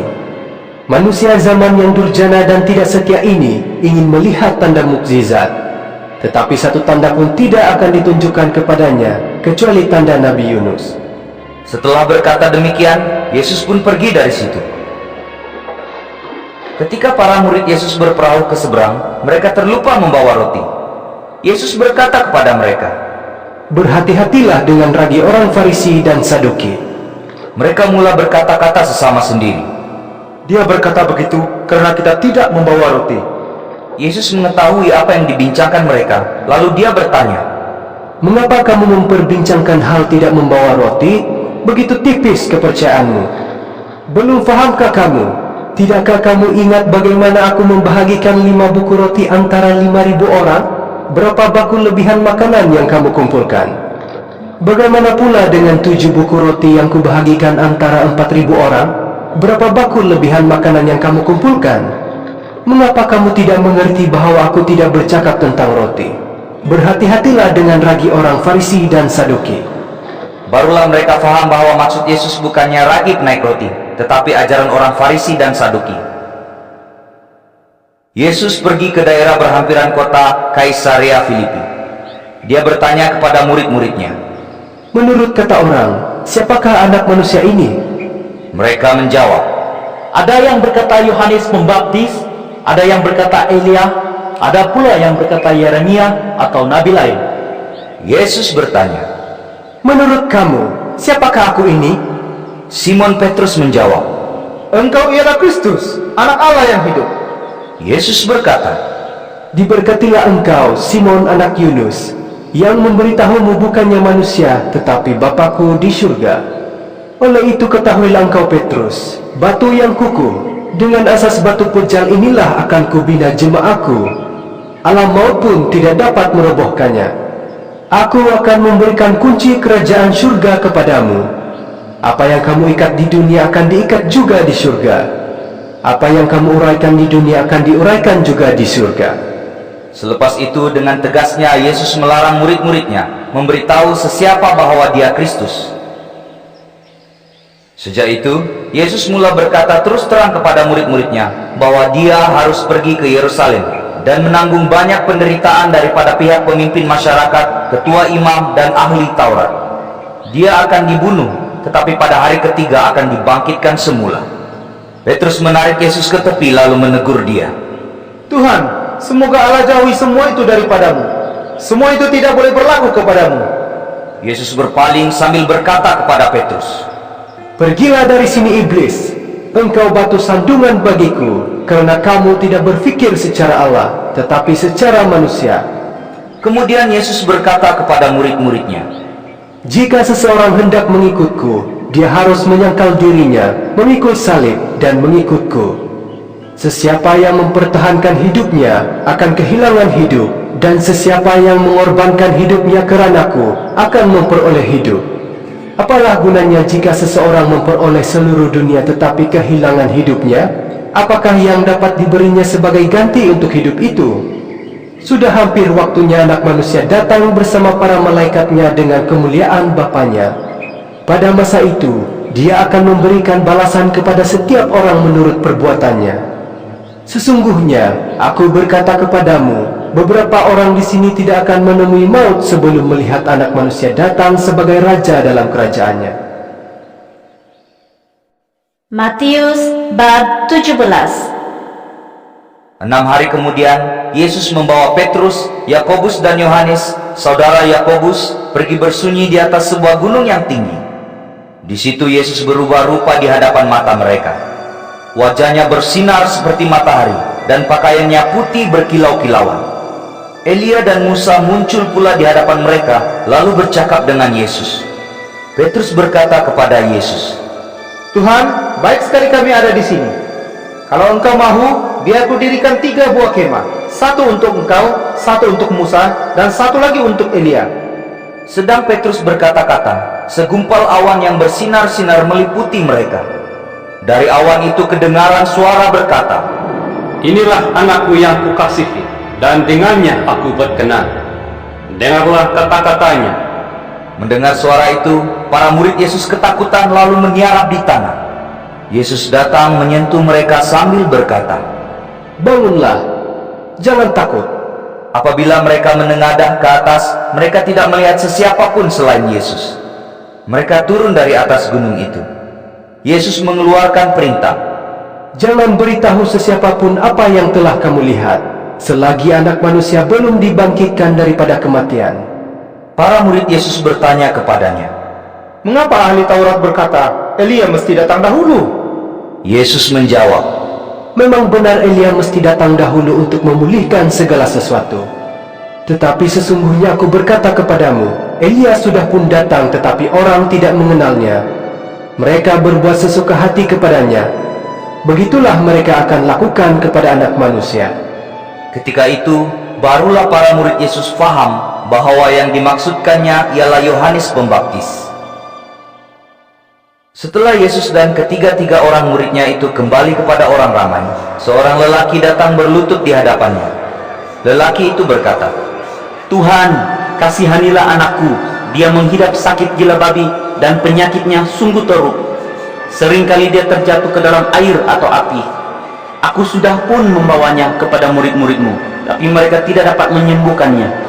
Yesus menjawab, Hai angkatan yang tidak percaya dan sesat ini, berapa lama lagikah aku mesti ada bersamamu? Berapa lama lagikah aku mesti bersabar denganmu? Bawa anak itu ke sini. Yesus mengherdik roh iblis itu. Roh iblis itu pun keluar daripada anak itu, lalu dia sembuh serta-merta.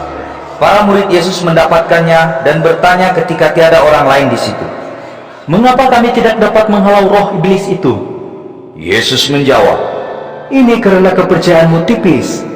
Sesungguhnya aku berkata kepadamu, sekiranya kamu mempunyai iman sebesar biji sawi, kamu dapat berkata kepada gunung, beralihlah ke situ, maka bukit itu akan beralih. Tidak ada satupun yang mustahil bagi kamu. Jenis ini hanya dapat dihalau dengan berdoa dan berpuasa. ketika semua murid Yesus berhimpun di Galilea, Yesus berkata kepada mereka, Anak Manusia akan diserahkan kepada manusia. Mereka akan membunuhnya, tetapi dia akan dibangkitkan semula pada hari ketiga. Mendengar kata-kata itu, para murid Yesus berduka cita. Apabila Yesus dan murid-muridnya sampai di Kapernaum, pemungut-pemungut cukai 2 dirham datang kepada Petrus lalu bertanya, Adakah gurumu membayar cukai bait suci? Petrus menjawab, Tentu sekali. Sebaik-baik Petrus masuk ke rumah, sebelum dia dapat berkata apa-apa, Yesus bertanya, Simon, bagaimana pandanganmu? Daripada siapakah raja-raja dunia ini memungut cukai? Daripada anak-anak mereka atau orang lain? Orang lain? Jawab Petrus. Kalau begitu, Kata Yesus, anak-anak tidak perlu membayar. Tetapi usahlah kita singgung perasaan orang. Pergilah memancing di laut. Ambillah ikan pertama yang kau tangkap, dan bukalah mulutnya. Engkau akan mendapati sekeping duit siling sebesar 4 dirham. Ambillah duit itu dan berikan kepada mereka, untukku dan untukmu. Matius bab 18.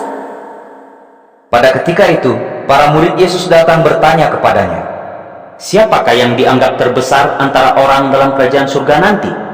Yesus memanggil seorang kanak-kanak, disuruhnya berdiri di hadapan mereka semua. Yesus pun berkata, Sesungguhnya, aku berkata kepadamu, kecuali kamu menjadi seperti kanak-kanak kecil, kamu tidak akan masuk ke dalam kerajaan surga. Oleh itu, orang yang dianggap terbesar dalam kerajaan surga ialah yang merendah diri dan bersikap seperti kanak-kanak. Sesiapa yang menyambut seorang kanak-kanak seperti ini kerana namaku, menyambutku. Sesiapa yang menyebabkan seorang daripada kanak-kanak kecil yang percaya kepadaku ini berdosa, lebih baiklah baginya jika batu kisar diikatkan ke lehernya, dan dia ditenggelamkan ke dalam laut yang dalam. Malanglah dunia yang penuh dengan perkara-perkara yang menyebabkan orang berdosa. Memang dosa tetap berlaku, tetapi malanglah orang yang menyebabkannya. Sekiranya tangan atau kakimu menyebabkan kamu berdosa, potong dan buanglah tangan atau kaki itu. Lebih baik kamu kehilangan sebelah tangan atau kaki tetapi menikmati hidup kekal, daripada kamu mempunyai 2 tangan dan 2 kaki tetapi dihumbankan ke dalam api kekal. Jika matamu menyebabkan kamu berdosa, cungkil dan buanglah mata itu. Lebih baik kamu kehilangan sebelah mata tetapi menikmati hidup kekal, daripada kamu memiliki 2 mata tetapi terhumban ke dalam api neraka. Hati-hatilah, jangan hinakan seorang daripada muridku yang kecil ini. Ketahuilah, malaikat-malaikat mereka sentiasa berada di hadirat Bapa-Ku di surga. Anak manusia datang untuk menyelamatkan orang yang hilang. Bagaimana pandanganmu jika seseorang mempunyai 100 ekor domba dan seekor daripadanya hilang? Apa yang akan dilakukannya? Tentulah dia meninggalkan 99 ekor domba yang sedang merumput di bukit dan pergi mencari domba yang hilang itu. Sesungguhnya, aku berkata kepadamu, apabila dia menjumpainya, domba yang seekor itu lebih menggembirakannya daripada 99 ekor yang lain itu. Demikianlah juga Bapamu yang di surga tidak mahu seorang pun yang kecil ini hilang. Jika saudaramu berdosa terhadapmu, pergilah mendapatkannya dan tunjukkan kesalahannya. Lakukan diam-diam antara kamu berdua sahaja. Sekiranya dia mahu mendengar katamu, artinya kamu berjaya mendapat kembali saudaramu. Jika tidak, bawalah seorang dua bersamamu, karena telah tersurat, setiap tuduhan harus disokong dengan kesaksian 2 atau 3 orang saksi. Sekiranya dia enggan menerima nasihat mereka, maklumkan hal itu kepada jemaah. Jika nasihat jemaah pun tidak diterimanya, anggaplah dia seperti orang yang tidak mengenal Allah atau pemungut cukai. Sesungguhnya, aku berkata kepadamu, apa yang kamu ikat di dunia akan diikat di surga, dan apa yang kamu uraikan di dunia akan diuraikan juga di surga. Ketahuilah juga, setiap kali 2 orang daripadamu di dunia ini bersetuju untuk memohon sesuatu daripadaku, permohonan itu akan dikabulkan oleh Bapa-Ku di surga. Kerana apabila 2 atau 3 orang berhimpun dalam namaku, aku ada di situ bersama mereka. Petrus datang mendapatkan Yesus lalu bertanya, Tuhan, jika saudaraku berdosa terhadapku, berapa kalikah harus kuampuni dia? Sehingga 7 kali? Yesus menjawab, bukan 7 kali, 70 kali 7 kali. Kerana kerajaan surga seperti yang berikut. Seorang raja hendak menyelesaikan kira-kira dengan para hambanya. Salah seorang hambanya yang berhutang sebanyak 10.000 talenta dibawa menghadapnya. Hamba itu tidak dapat menjelaskan hutangnya. Oleh itu, raja memerintahkan supaya hamba itu dijual bersama anak istri dan harta bendanya untuk membayar hutang itu. Hamba itu menyembah dan merayu, bersabarlah denganku, aku akan menjelaskan hutang itu. Raja itu berasa kasihan kepadanya, lalu menghapuskan segala hutangnya dan membebaskannya. Tetapi ketika hamba itu keluar, dia menemui seorang hamba lain yang berhutang 100 keping uang dinar kepadanya. Dia menangkap dan hendak mencekik rakannya itu sambil berkata, bayar semua hutangmu. Rakannya itu menyembah dan merayu, bersabarlah denganku, aku akan menjelaskan hutangku. Tetapi hamba itu tidak mempedulikan rayuan rakannya. Malah dia memerintahkan supaya rakannya dipenjarakan sehingga menjelaskan hutangnya. Hamba-hamba lain duka cita melihatnya lalu mengadukan hal itu kepada raja. Raja pun memanggil hamba yang tidak berhati perut itu lalu berkata, sungguh kejam perbuatanmu. Aku telah menghapuskan segala hutangmu kerana kamu merayu supaya aku mengampunimu. Bukankah sepatutnya kamu mengasihani rakanmu sebagaimana aku mengasihanimu? Dengan murkanya raja menitahkan supaya hamba yang tidak berperi kemanusiaan itu dipenjarakan dan dihukum sehingga semua hutangnya dibayar. Begitulah Bapa-Ku yang di surga akan memperlakukan setiap orang daripadamu yang tidak mengampuni saudaranya dengan ikhlas. Matius bab 19. Selepas Yesus selesai berkata tentang hal-hal itu, dia beredar dari Galilea pergi ke Yudea di seberang sungai Yordan. Ramai orang mengikutnya dan dia menyembuhkan orang sakit di situ. Beberapa orang Farisi datang untuk menduga Yesus. Mereka bertanya, menurut hukum, bolehkah seseorang menceraikan istrinya dengan apa sebab jua?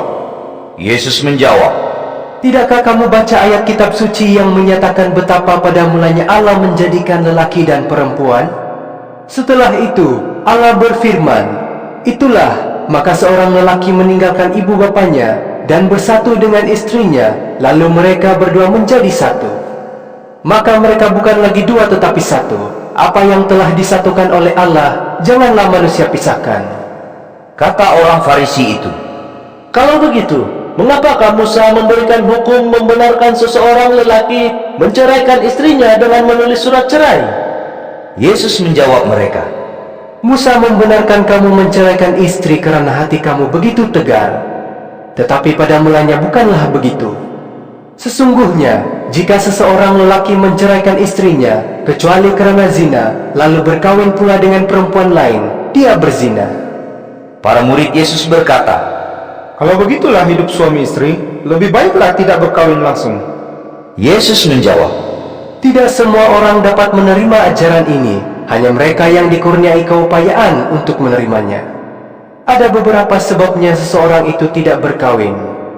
Ada yang dilahirkan begitu, ada yang dibuat orang begitu, dan ada pula yang membuat dirinya begitu untuk mengabdikan diri kepada kerajaan surga. Biarlah ajaran ini diterima oleh yang mampu menerimanya. beberapa orang membawa kanak-kanak supaya diberkati oleh Yesus dengan meletakkan tangannya ke atas mereka, serta mendoakan mereka. Tetapi para murid Yesus memarahi orang yang membawa kanak-kanak itu. Yesus berkata kepada murid-muridnya, Biarkan kanak-kanak kecil itu datang kepadaku. Jangan larang mereka, karena orang seperti itulah yang mempunyai kerajaan surga.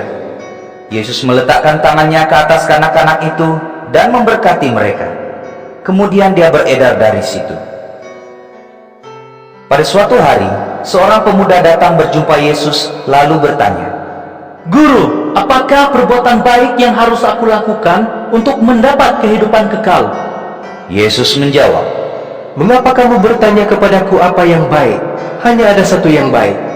Sekiranya kamu ingin masuk ke dalam hidup, patuhilah hukumnya. Pemuda itu bertanya, Hukum yang mana? Yesus menjawab, Jangan membunuh, jangan berzina, jangan mencuri, jangan memberi kesaksian palsu. Hormatilah ibu bapamu, kasihilah sesama manusia sebagaimana kamu mengasihi dirimu sendiri. Semua hukum ini telah kupatuhi. kata pemuda itu. Adakah lagi yang harus kulakukan? Yesus menjawab, Jika kamu ingin menjadi sempurna, pergilah, jual segala harta bendamu dan sedekahkan kepada orang miskin, maka kamu akan mendapat harta di surga. Sesudah itu, datanglah dan ikut aku. Apabila mendengar jawaban Yesus, pemuda itu beredar dari situ dengan duka cita, karena dia seorang yang kaya raya. Yesus pun berkata kepada murid-muridnya, Sesungguhnya, aku berkata kepadamu, susah sekali bagi orang kaya memasuki kerajaan surga. Aku berkata kepadamu, lebih mudah bagi seekor unta memasuki lubang jarum daripada seorang kaya memasuki kerajaan Allah. Para murid Yesus heran mendengar kata-kata itu, lalu bertanya, Kalau begitu, siapakah yang dapat diselamatkan? Sambil memandang mereka, Yesus menjawab, Hal itu mustahil bagi manusia, tetapi bagi Allah tidak ada satupun yang mustahil. Petrus menjawab, Kami telah meninggalkan segala-galanya untuk mengikutmu. Apakah yang akan kami terima? Yesus berkata kepada mereka, Sesungguhnya, aku berkata kepadamu, ketika anak manusia duduk di atas taktanya yang mulia dalam dunia baru, kamu muridku juga akan bertakhta menghakimi 12 suku Israel.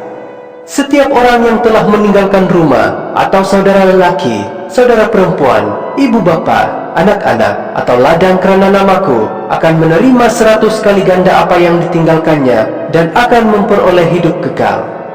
Tetapi ramai orang yang terdahulu akan menjadi terakhir, dan yang terakhir akan menjadi yang terdahulu.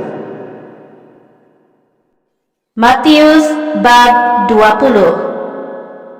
Kerajaan surga seperti seorang tuan tanah yang keluar pada awal pagi untuk mengupah orang bekerja di ladang anggurnya. Dia bersetuju membayar upah sekeping uang dinar. Kemudian dia pun menyuruh mereka pergi ke ladang. Kira-kira jam ketiga, tuan tanah itu keluar lagi lalu melihat beberapa orang lain berdiri-diri tanpa berbuat apa-apa di pasar. Dia berkata kepada mereka, Pergilah bekerja di ladang anggurku. Aku akan memberimu upah yang berpatutan. Mereka pun pergi. Pada jam ke-6 dan ke-9, begitu jugalah yang terjadi. Kira-kira jam ke-11 dia pergi lagi ke pasar, dan melihat beberapa orang berdiri-diri tidak berbuat apa-apa. Dia menanya mereka, Mengapa kamu membuang masa tidak membuat apa-apa kerja? Mereka menjawab, Tiada siapa mengupah kami bekerja. Kalau begitu, pergilah bekerja di ladang anggurku, kata tuan tanah itu. Setelah hari petang, tuan ladang anggur itu berkata kepada ketua pekerja, Panggillah pekerja-pekerja itu dan bayarlah upah masing-masing, mulai daripada pekerja yang datang terakhir hingga kepada pekerja yang datang awal sekali. Mereka yang bekerja dari kira-kira jam ke-11 menerima sekeping uang dinar seorang. Oleh itu, mereka yang bekerja sejak pagi menjangka akan menerima bayaran yang lebih, tetapi mereka pun mendapat sekeping uang dinar seorang. Mereka pun mulalah bersungut kepada tuan tanah itu. Mereka berkata, pekerja-pekerja yang baru datang itu cuma bekerja sejam, sedangkan kami sehari suntuk dalam panas matahari. Tetapi Tuhan membayar kami dan mereka sama sahaja. Tuan tanah itu menjawab seorang daripada mereka, dengarlah kawan, aku tidak menipumu. Bukankah kamu telah bersetuju bekerja dengan upah sekeping uang dinar sehari? Ambillah upahmu dan pulanglah. Aku memang hendak memberi pekerja yang datang terakhir itu upah yang sama. Bukankah aku berbuat sesuka hati dengan uangku sendiri? Mengapakah kamu busuk hati karena aku bermurah hati?